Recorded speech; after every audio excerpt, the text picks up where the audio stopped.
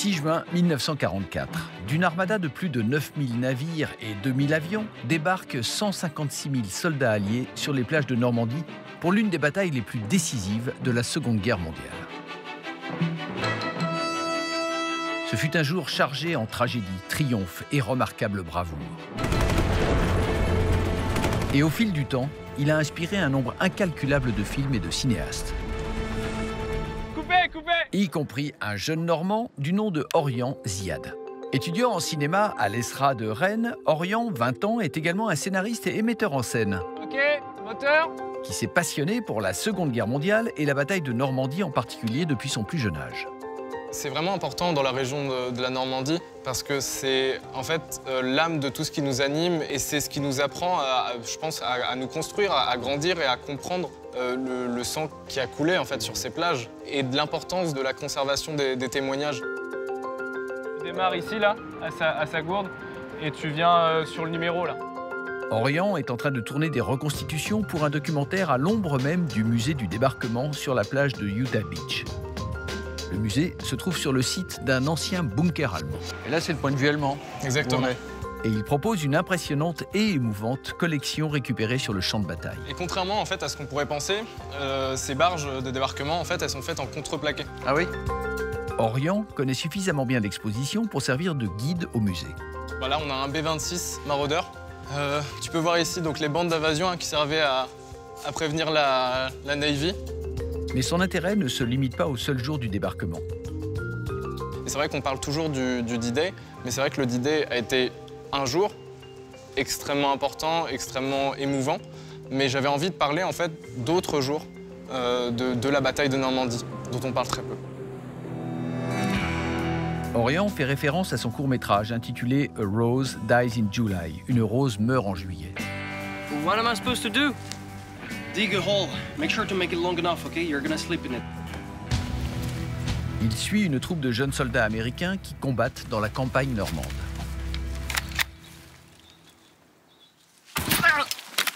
Man down! Take cover! Écrit et réalisé à 19 ans à peine, c'est un premier film ambitieux et convaincant. Rempli de scènes d'action, d'effets spéciaux et attentif aux détails historiques. Fabriquer un film, donc ça coûte de l'argent, il faut des acteurs, il faut des costumes, puis il faut toute une technique derrière. Oui, comment on trouve une équipe technique quand on n'a pas de sous ou très peu? Alors, on emploie ses amis et on ne les paye pas. C'est une méthode qui marche très bien. Non, mais c'est vrai que j'ai de la chance d'être entouré par beaucoup d'amis qui travaillent extrêmement bien l'audiovisuel et beaucoup de reconstituteurs qui font un travail sérieux et très précis, en fait, sur la bataille de Normandie et le devoir de mémoire, forcément, qui s'accompagne. J'ai enfilé ma tenue de combat et j'ai rejoint Florent Planat, historien et guide qui s'est spécialisé dans la bataille de Normandie. Bon, bah voilà, nickel. Et qui veille à la fidélité historique des films d'Orient. Et ce qui est cool, c'est que c'est semi-automatique. Ouais. T'as pas besoin de recharger comme les Allemands à chaque fois. Là, tu vas, tu vois ta cible, tu tires, t'as 8 balles pour l'avoir.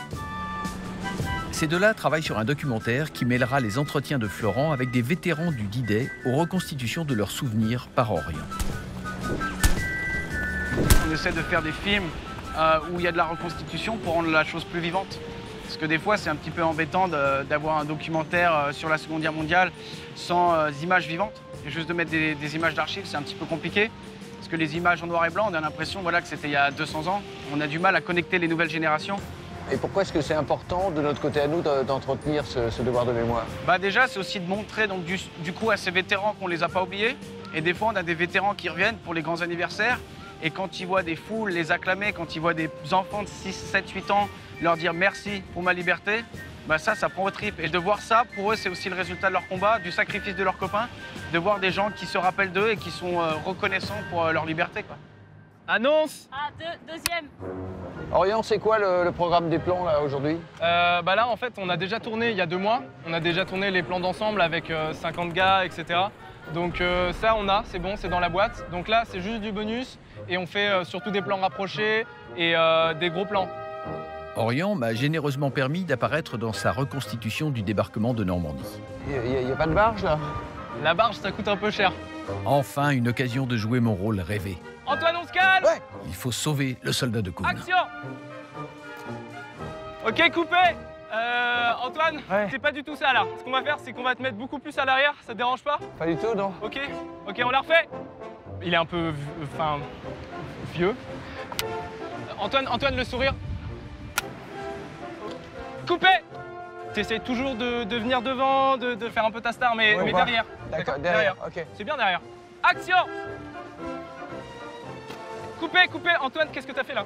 Il faisait pas coucou aux Allemands, tu vois. Autant pour moi. Ok? Ok. Tu resserres et surtout tu le cadres pas. Prise 39, prise 60. Antoine, viens là. Voilà, vraiment. Ici, là? Voilà. Ouais, ok. Voilà. Ok.